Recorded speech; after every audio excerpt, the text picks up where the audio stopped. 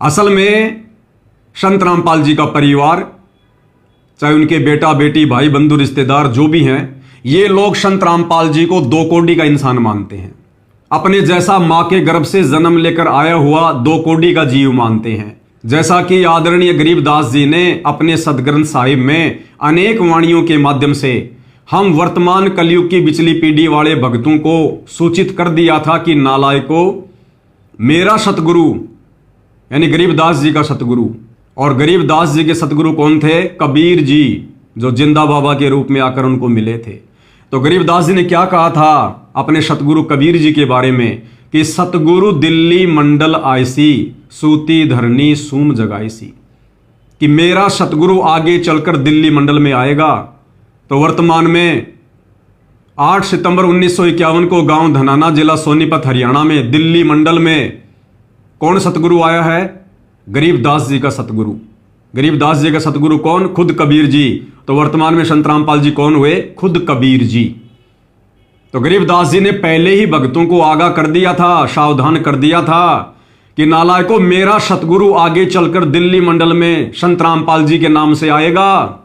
उसको साधारण मनुष्य मानकर हल्के में लेने की गलती मत कर देना।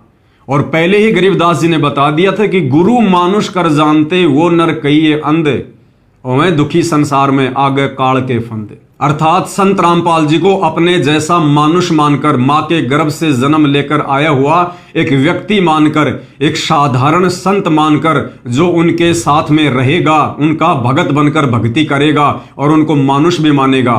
तो गरीबदास जी कहते हैं वो तो काल के लोक में जाएगा।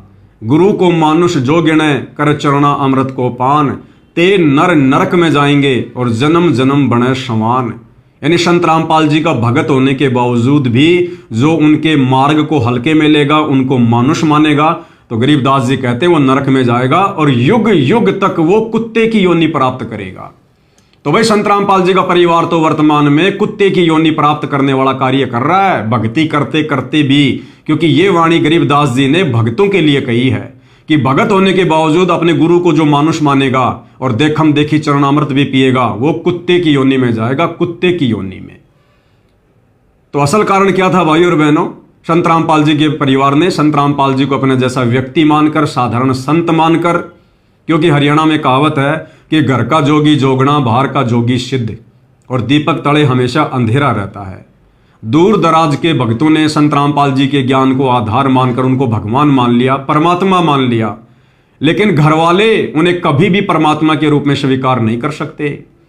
वो बेटा बेटी जो बचपन से उनकी गोद में खेले हैं, अपने बाप के थप्पड़ खाए हैं, वो कभी भी उनको आगे चलकर परमात्मा नहीं मान सकते।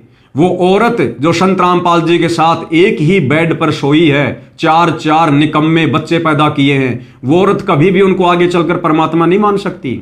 वो माता पिता जिन्होंने उस बच्चे को अपने दृष्टिकोण से जन्म दिया है, बचपन में डराया है, धमकाया है, मार पिटाई भी की है, वो माता पिता कभी भी अपने बेटे को आगे चलकर भगवान का दर्जा नहीं दे सकते।